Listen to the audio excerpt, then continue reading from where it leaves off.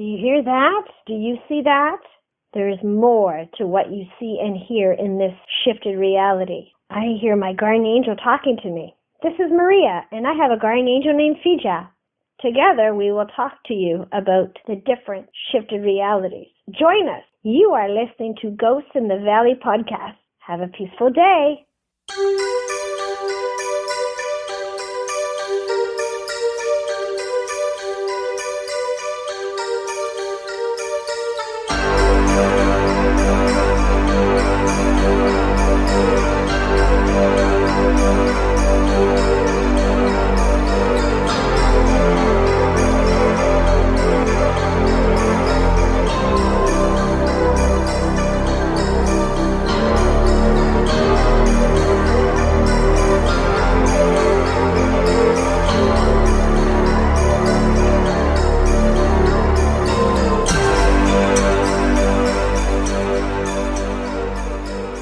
Hello and welcome to Ghosts in the Valley podcast. I'm your host, Al Cooley. Today I'm going to welcome back Eleanor Wagner. She is an author, a paranormal investigator, a podcast host, and we will talk about her new book, Sissex County Hauntings-Part 3. And I'll be right back with my conversation with Eleanor right after these brief messages.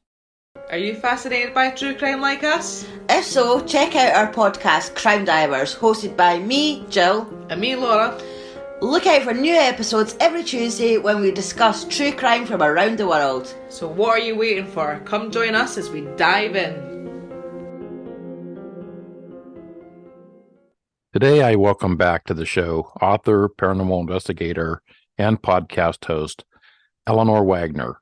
Eleanor has a new book out, Sissex County Hauntings, Part 3. We're going to talk about that book, a couple of her other books, her paranormal team, and also Eleanor's podcast. Welcome back to the show, Eleanor Wagner. Thank you so much for having me back again. Explain to my listeners, when did you get interested into the paranormal? Well, I've always been interested in the paranormal. I've been seeing spirits since I was a kid, and my fascination with ghosts just increased as time went on, but really the gifts that I had didn't come full-blown until I was awakened the day my father died. And that started all when I was 30. I've been a writer since the 7th grade in grammar school. And when I had finished writing my first book, which was a psychological thriller called Dream a Little Dream, I was in the midst of writing my second psychological thriller when my attention got diverted to writing true account ghost hauntings. And the reason for that is my favorite place in New Jersey is Cape May. And each time I visit it, it's extremely haunted. And there's always a new book out on new and more recent stories that take place in the many locations around that county. I live in Sissex County and know personally that it's haunted because I owned a haunted shop in Sussex on Main Street and said, you know what? I really like the books that they have out in Cape May. I wonder if anyone would be interested in sharing their true account stories in the county here. And that's how it started, that endeavor. Thought it was only going to be one book, but I've since written Sussex 2 and Sussex 3 and actually took a brief reprieve in between to write Warren County Hauntings, and I'm presently writing Morris County Hauntings. So it really took off. The people responded very well and wanted more. So I've continued to write those books because people like the history and learning about the locations that the hauntings take place in, and then hearing people's stories. And if my paranormal team gets to go into a location, the people love to hear what we unearth while we're there. So it makes for a fun story. Warren County Hauntings and Sussex County. What's the other one? The one that I'm writing now is Morris County Hauntings. I've got files on Passaic County, Pike County, Orange counties, but I am going to be moving to Granville County in North Carolina. And when I was last there, I was doing some questioning to locals and getting some really good hot spots. So I'm sure there'll be some North Carolina books coming out in the future. So you're moving your residence to North Carolina? My husband and I are retiring there eventually, but we're going to have a house that's kind of like a summer type place to go when we're off season here. And so I do have a following in Sussex County. You can live in two places at once, right? Right. I mean, there's hauntings everywhere, Absolutely. Let's talk about your paranormal team. New Jersey Spirit Hunters Paranormal Team, formerly known as the Lady Ghostbusters team. Why the change? Okay, well, we started out with Lady Ghostbusters, and it was primarily women. Obviously, there was one man at the time when I first started it. Teams change over time. There was a huge drama episode going on, and everything just exploded. So when the team revamped, I had equal amount of men and women. And I thought it just wasn't a good idea to keep the Lady Ghostbusters name and say they were paranormal investigators. And so as a team, we collaborated and worked on different names, throwing things out, what we liked. And we all, as a group, came up with New Jersey Spirit Hunters. And so that's why we reinvented ourselves that way. And what are some of the most recent investigations you've been on? Recently, we've been to Penhurst Asylum, which is in Pennsylvania. We also did a local manor house, which was formerly the residence of a mobster, which was really interesting, really interesting. Then they've been private residences, but in a week, we'll be going to the Burlington County Jail, which will be really fun. We're collaborating with Scaredy Cat Paranormal for that one. He organized it, and we're going to be going there. So we've been kind of hopping around. Oh, we also did the Elks Club, because we did the Elks Club in Boonton, New Jersey. And then, of course, when they talk to one another, word gets around. One of the other Elks Clubs reached out to me and said, "Hey, my buddy from Boonton said you had paranormal investigation at their place, and we have really a lot of activity in our lodge. Would you come here?" And so we did that as well. Do you prefer residential over industrial or commercial? Yeah, no, I have absolutely no preference. If somebody has something that's going on and they want us to come in, I do. I mean, because I write the books and I write the chapters in the books, I usually end up knowing exactly what's going on in the place before we go in, because I've spoken to the residences or the business owners, but I'll never share it with the group because I want to see what they come up with. Yeah, I think it's a great idea. Go in there open slate where you're not expecting this and this and this to happen. Right. And then when the homeowner knows that, or the business owner knows that it's just me that knows, it also makes them realize that we're not going to lie or make anything up. They're going in blind, essentially, and using their gifts and experience to try and figure out who's there and what they want to say and why they want to say it. And if we can help them to move on, or at least have the homeowner or business owner be able to, live in harmony, so to speak, with spirit, we try to do that. You're talking about the investigating the jails. Are the jails still active? No, I believe the jail that we're going to is inactive. It's a museum now that is open to the public and paranormal investigating. Yeah, because there's one I want to go to. Some friends of mine own in Tennessee, Scott County Jail. Dr. Chris Sumner? Chris Sumner and Ghost Baker, Miranda Young. Wow, they're great. I know that's if I ever go that way, that's on my bucket list too, because she's been on my show twice, and well, she's been on one of my shows, and then she was on the other show, and just a really nice gal. And it seems like it would be definitely a good investigation, producing lots of evidence. It's pretty active. Chris Sumner, she's a twin, and her twin sister. We have a town not too far from us, within like 30 miles, Twinsburg, Ohio. They have a festival every year. They go there, don't they? Every time just for the twins. For twins. Yeah. Yeah. I saw her post it the last time they went, and they always take these cute little pictures together. Did you get to meet her there? No, I haven't been there. And that's what's weird is my daughter only lives like a town over. I said, yeah, I'd like to go, actually meet her and maybe have a cup of coffee or something. It's cool to run into people that you feel like you know them because of the podcasting, and I've been on their shows and they've been online. Yeah. That's pretty cool. And I know everybody says, "Oh, if you come into town, check us out." And I always say, I reciprocate vice versa. Look me up, because you never know, the opportunity arises. Yeah, I think I've only been to Jersey once. I think it's and I loved it because I love their bagels. Where I was at, this fantastic bagel shop that they made the bagels in the ovens, and I was like, for some reason I know the accent and that. And the bagels. Yes, we do have good bagels. Yes. How far out do you go for your investigations with your team? Well, we've gone locally an hour and a half, but we have gone out. When we went to Penhurst, that was 2 or 2.5 hours, and we ended up staying the night at a local hotel. So we have ventured out. It's just that because of my books and people knowing that I'm writing them, a lot of these opportunities come up within the vicinity. So we really don't have to travel far. Mm-hmm. And I've been very blessed to have all these opportunities. I know a lot of people struggle to get into locations because they just don't have the connection or don't know how to go about doing it. But because I've written these books, people know that it's something that I do. So they'll email me or call me, try to get in touch with me however they can through a friend or a friend of a friend. And the next thing I know, I'm doing an investigation in their home or their business. Yeah, I just did one this past summer, to a person that could contacted me, and it lives about maybe 60 miles south of me. And there was in a wooded area with these one lane roads and dirt roads and little Amish community. And I'm like, my GPS went out, and I didn't really go there to investigate the house. I went there just to do the interview at his house. Mm-hmm. I knew that the house was built like late 1700s, and it was moved to the point where it's at now.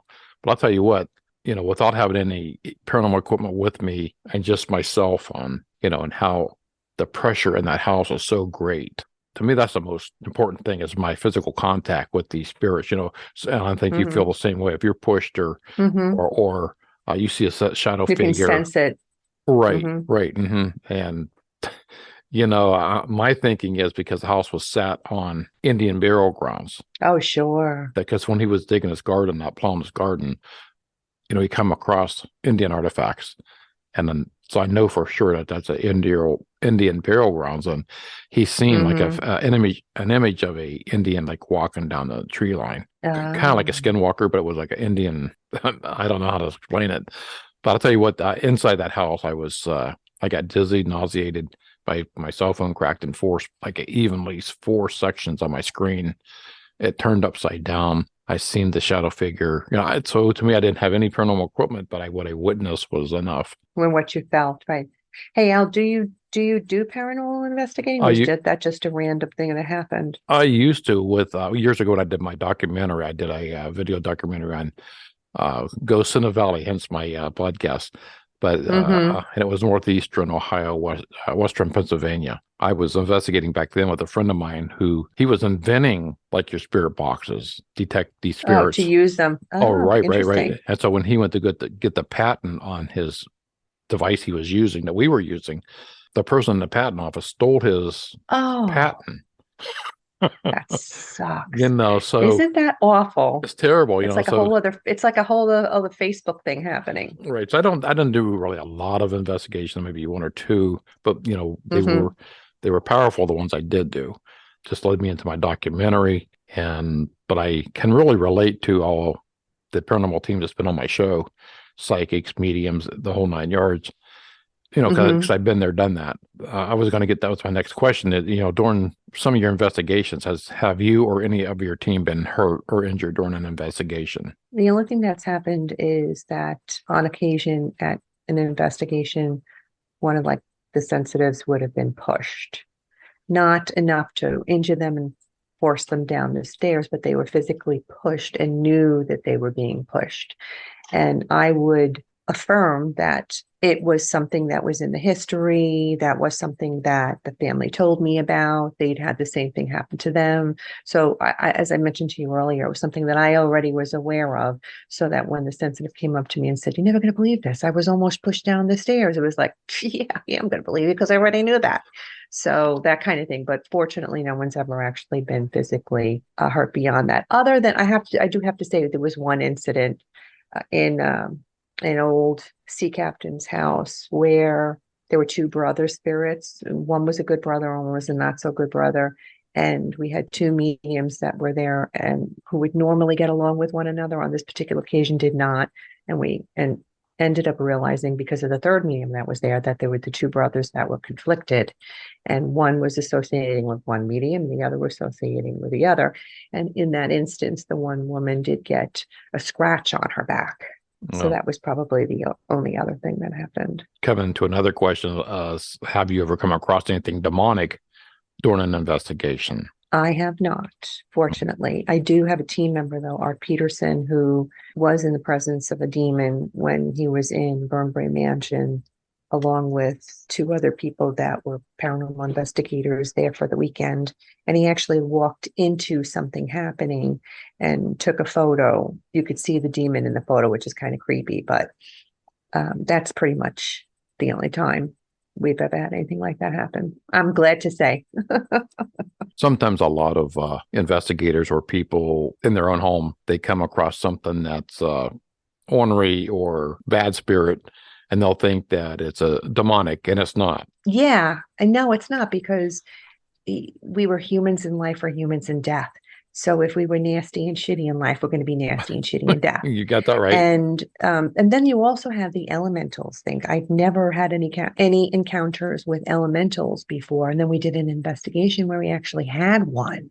And it was like, oh my gosh, I've heard about them, but I've never encountered them before. And this particular elemento was disguising itself as a child, but you could tell it was not a child. You knew that something was off. You could tell that something was off. And this elemental was very controlling of the other spirits in the building and actually wouldn't let them communicate with us.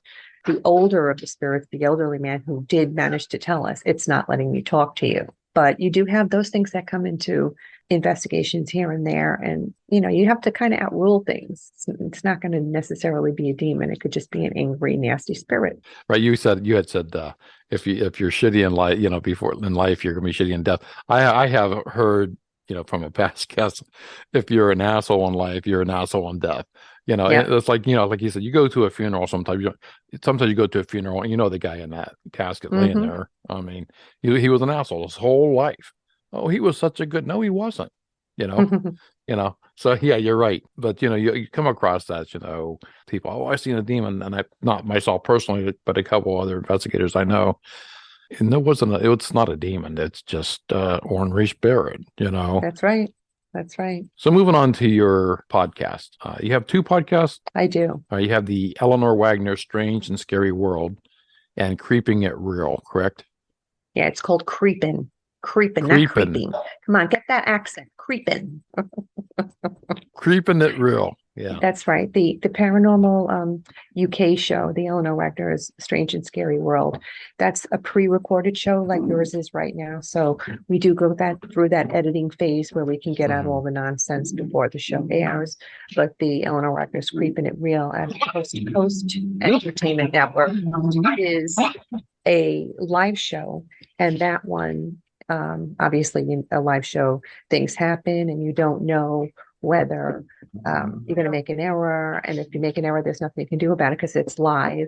You might have technical difficulties. If that happens, it happens. You just going to have to work your way through it.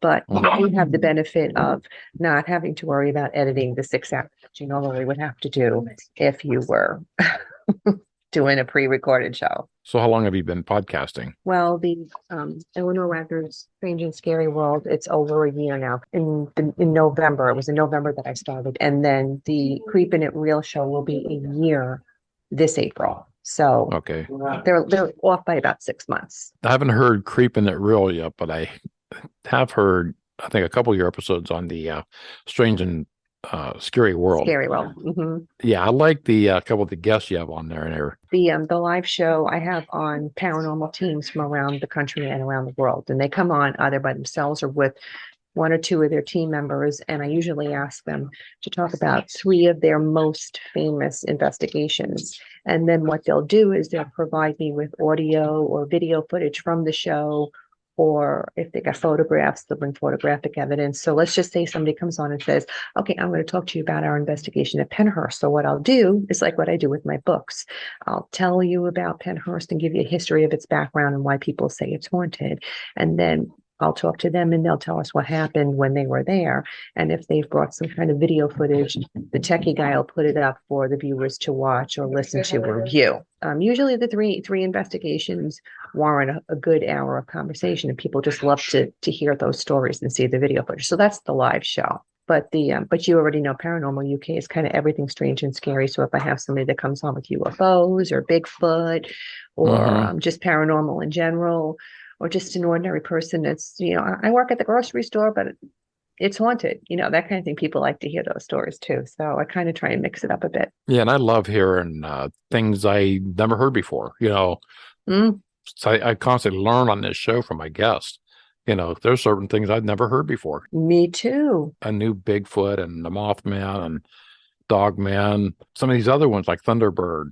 I just heard about that. Wow, a huge, gigantic bird. I'm all, The people seem to think it's like prehistoric and from the Mhm. dinosaur era. Yeah. Or the Fae, the Fae people. Well, I just learned about Mhm. that last year. So yeah, I love learning new things on the show. Me too. Me And one too. guy from the South, I think, said the woodbooker. I found out the Bigfoot was called woodbooker down in some of the southern states. Oh, no kidding. So I learned that. I said, okay, I never heard that before. Me either. Interesting people and your guests that come on the show, and I don't discredit anybody comes on, they all have a story to share. Sure. I'm not going to say they're lying. I mean, only they know. So I'm taking their word for it. If they're lying and it's a good story, then it's a good story we like listening to. You're originally from the Bronx. I am. Yes. Okay. So now a New Jersey girl. Do you miss the Bronx, Mm-hmm. or have you ever gone back there to visit? Well, my mom lived in the Bronx up until she passed away. Mhm. So that was probably about 7 years ago or so, but I haven't been back since. I have my memories. I go back in my head a lot to those memories growing up there, Right, but I right. really don't miss it that I have to get and go back there. I live in New Jersey and that's where I am. I'm always present in where I am, and I'm fine with that. I know that there's tons of activity in the New Jersey area, just from past guests and stories I get sent to me. Do you know of any places in the Bronx that are haunted like Jersey? I absolutely know my old house was the one I grew up in. In the Bronx? Yeah. Mhm. That's where I first saw my first spirit. And then I know an area called German Stadium was another one, and Edgewater Park is another one. Oh, yeah. But you know what, Al? Every place is haunted. It doesn't matter Mhm. where you're at. I know Manhattan is loaded with apartments that are haunted. There isn't a place that isn't haunted. Every place is haunted. You just have to have people that are willing to talk about it. I see that you've been married for over 30 years. Congratulations. Yes, sir. Thank you. Is your husband interested in the paranormal? My husband lets me play in my playground, but he is a believer disbeliever. And what I mean by that is he'll say, "How come my parents don't come and talk to me?" And I'll be like, "Because you don't open up yourself to it, and they know I do." So that's Mhm. number one. If he gets the shit scared out of him, he wants me to bring in a priest and exorcise the house. That's the way he words it. I'm like, why would you exorcise a house? You know, you Right. don't bring in a priest to do that. When there's a ghost in the house. So he believes, but he doesn't want to admit it, I guess would be the best way to describe it. That's the same with my wife. She lets me go on with she didn't want me to go down to that house that was haunted. And I do have crosses. You can't see them on my wall. I have crosses on my wall and in the back of me. But because I know people bring, or you can carry a spirit with you. Sure. I do a protection prayer. I don't know if you do as well, before I enter and when I leave. Oh, sure. Absolutely. I wear protective stones too. And I wear a protective necklace and protective oils. And our team members carry sage with them just in the event that we need to sage ourselves when we come out of a very heavy environment, that sort of thing. But yes, we do open up with prayer before we leave. We tell them they can't come home with us. Mm-hmm.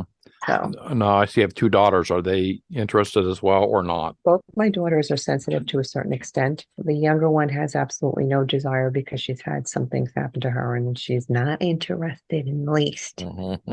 The older one, I think, would be more receptive to it. They've both actually been co-hosts on my show at one time or another. So to that degree, I can get them. But I think Cassidy is more fearful of the investigating end of things. And I think Tori is just more bored. She'd rather be doing something more interesting to her. So just had a past guest on, and her whole family, they go out together.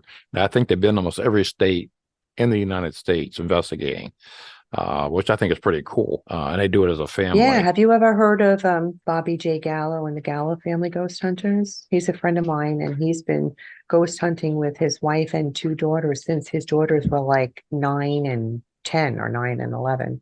And they still do it today. They go around the country and investigate, and they have, I don't know, hundreds of videos of their investigations already. Yeah, sounds like the Granado family I'm talking about. They do the same thing.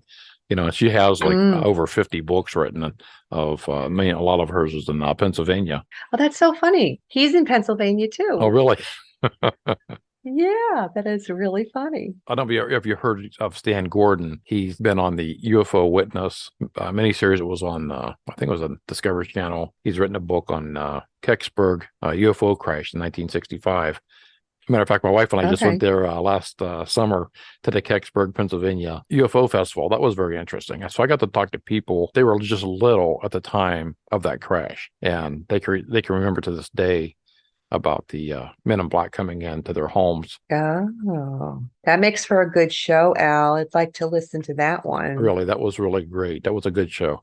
Mm-hmm. Being there. So this year I want to go back to Kecksburg. I want to go to the Mothman Festival in Point View, West Virginia. Yeah, so I have some places I want to go to. I want to go to the Berkshire Mountains in Massachusetts, and Oh, Berkshire. That's right. At the Berkshires. that was the next Netflix series. They actually had an Unsolved Mysteries Right, episode. right. And I had every single one of them people on my show. Did you really? How did Yeah. you get them on? I was trying to locate them myself. Because you met them there? No, I just went online and dug into the where can I contact them, and I got I tried too, but you were better at it than I was. Tom Reed, I got Tom Warner, I got Melanie Kirchdorfer, all three of the people that were, plus I got the director of the Berkshire. So it was pretty cool, getting all their inputs on what happened. Yeah. Like I say, it's the people you meet on your show, that you learn new things. It's crazy out there because there's the activity everywhere in paranormal. Oh, absolutely. Absolutely. So we're going to take a short break right here, and I'll be right back with Eleanor Wagner right after these brief messages.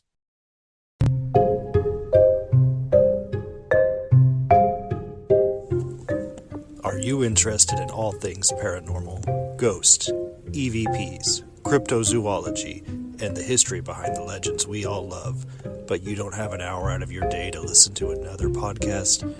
Well, then you should listen to Ghostly Paranormal, where we talk about all of those subjects and condense it down into 15 minutes or less. Check out Ghostly Paranormal.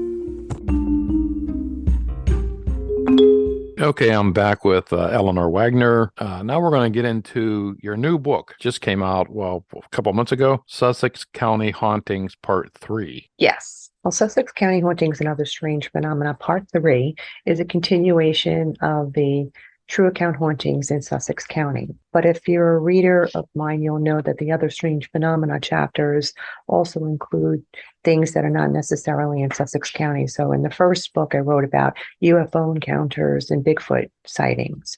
In the second book, I was able to write about people's visit from deceased loved ones, because those are not necessarily ghost stories. Those are spiritual visits from your loved ones after you've died. And then people love to hear the stories of when they were with their loved ones at their time of death. Very poignant stories. That was in the second book.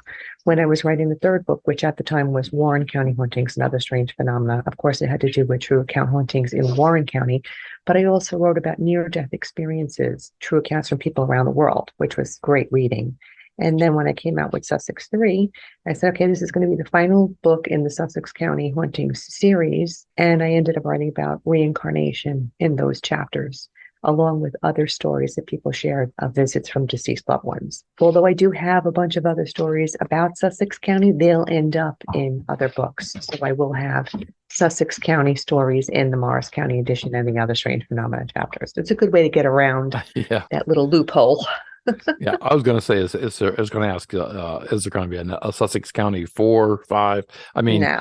How many books were you? I could probably go on, but I think that you should stop it somewhere. No one says that there isn't going to be a good story here and there that you can put in, because I did add chapters in this last book where it's ghost stories from around other parts of New Jersey and ghost stories from around the world. So now that I've already established those chapters, I can bring them into any of the other books. And if I have other stories in Sussex County in New Jersey, I can put them in that book. I have a notepad by my bed that I go to, because a lot of the stuff comes in the middle of the night. And I'll have to get up and literally just write it down, because I'll forget it by the morning. I know it's happened to me before, so I don't want it to happen again.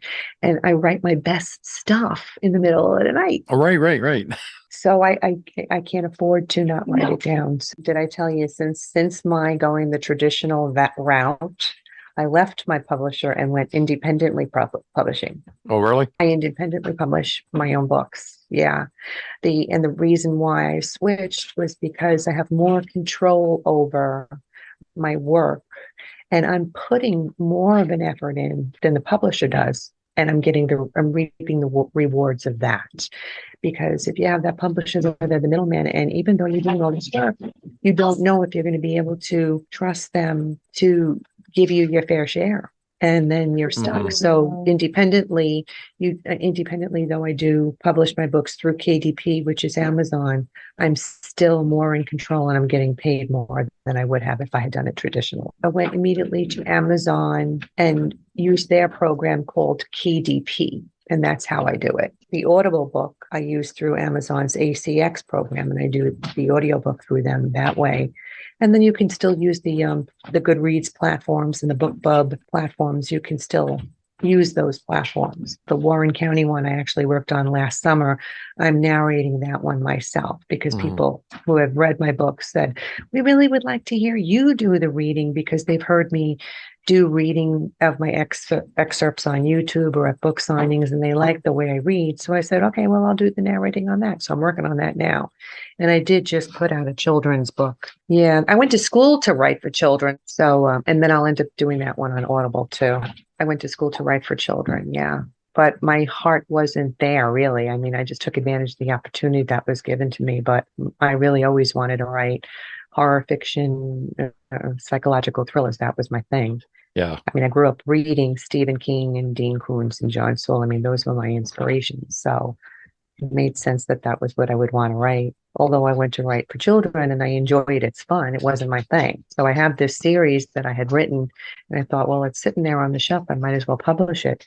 But, you know, it took me way longer to publish that one little children's book than it did any of the other books, just because it involves so much, and you got to get an illustrator, and it was much harder. But I do have 6 in the series, and I hope to get them all out eventually. But I'm stuck again because I'm waiting for the illustrator to see if she'll move on with me. If she moves on with me, then we can go into book 2. But if she doesn't, then I'm back to square one of trying to find somebody to illustrate at a reasonable price, because they charge an arm and a leg, just like editors charge an arm and a leg. Those are the biggest expenses in either of this business, is those illustrators and the editors. And you need them. You can't produce a good selling product without either of those things being good. You need a good editor, good proofer. You need a good illustrator. And if you don't, then your book is not going to be worth a dime.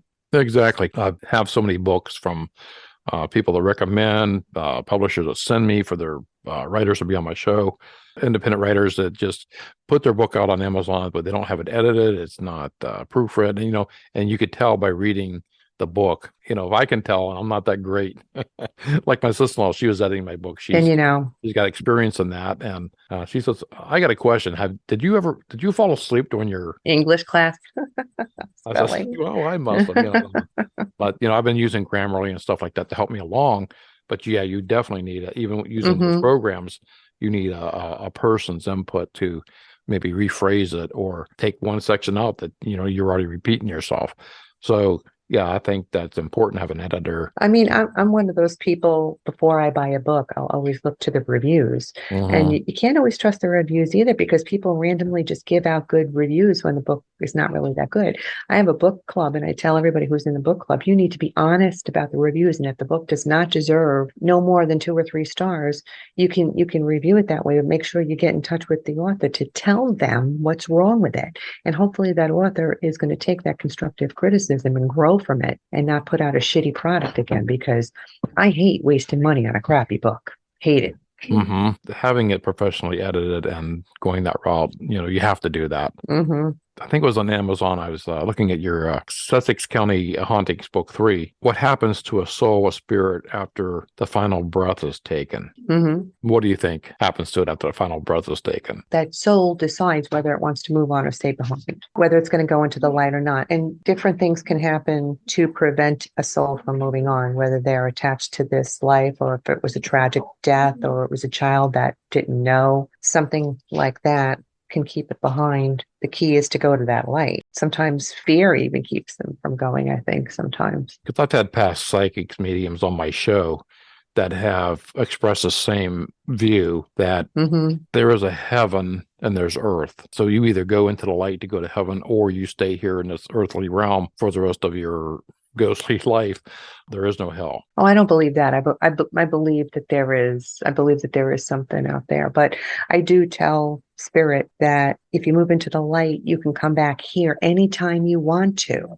But if you don't go into the light, you're stuck here and can't go anywhere. So you do believe you can move a spirit into the light? Oh yeah, not me you personally, right? Correct. But my group together as a whole, or specific mediums in the group can. But yeah.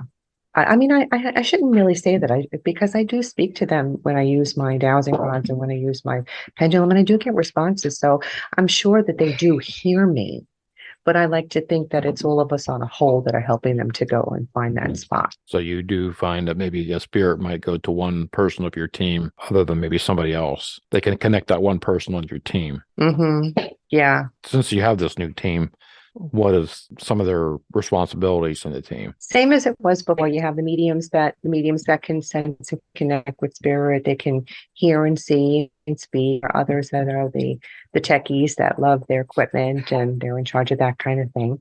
And there's historians, the ones that like to do the history and find out information that we can connect to the stories. People, pretty much everybody senses something, they're able to go in and sense spirit, and they use their tools to connect. So everybody comes to the forum with a different gift, and we put it all together and are able to piece the puzzle together, I guess would be the best way to describe it. Is this a second children's book that you're working on now? No, I actually have 6 that are already done. The first one was published in December. It's called Janine Bean Meets Mavis the Camel, and it's about Janine Bean and her many group of friends. And they're all these little individual characters that the children can get to know and recognize in every book. And so I've already written 6 books, but the first one is the only one that was published. The second one that I'm working on is Janine Bean Meets Rudy the Red-Nosed Meanie. And that's obviously going to come out at Christmas time, and it has to do with a Christmas themed story, but the little kid's name is Rudy and he's mean.